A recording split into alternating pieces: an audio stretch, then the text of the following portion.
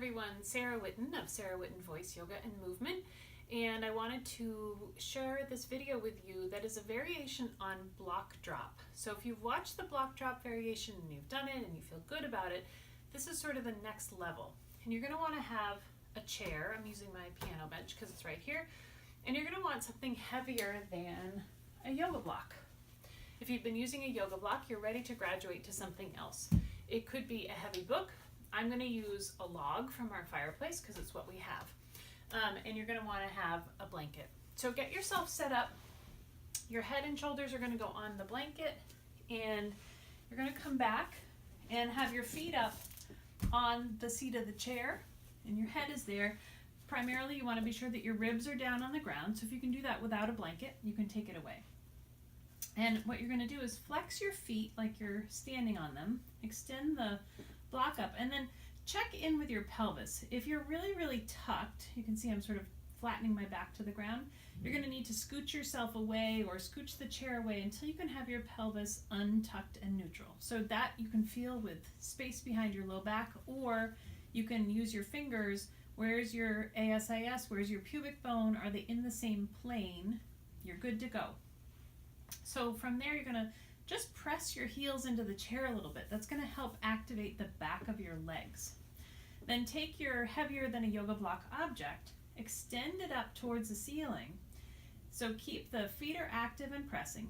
Take a breath in, and as you exhale, let that heavier than a block object begin to drop over your head.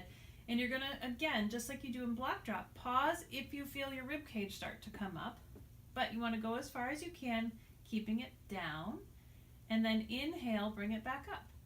And when you're inhaling, you can release the engagement of your feet. Take a breath in. As you exhale, press your feet in, activate the backs of your legs.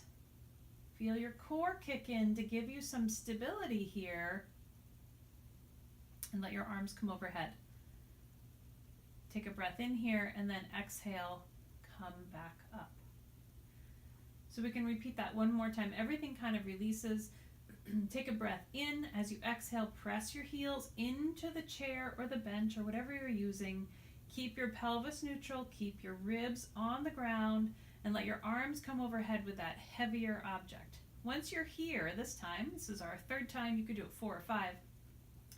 But on your last time, stay here and take 3 cycles of breath. So you'll feel a little bit of release of your core engagement. If your pelvic floor is engaged, you want to release that too. And then as you exhale, you can even use pursed lip exhale to re-engage. And then go ahead and bring your object up, and you can just place it off to the side and come out.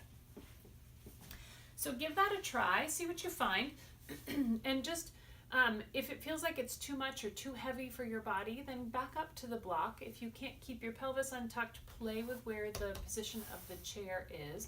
But remember to press your feet, your heels down to activate the back of the legs. It gets your hamstrings going. The hamstrings are often a group of muscles that are kind of asleep in the body.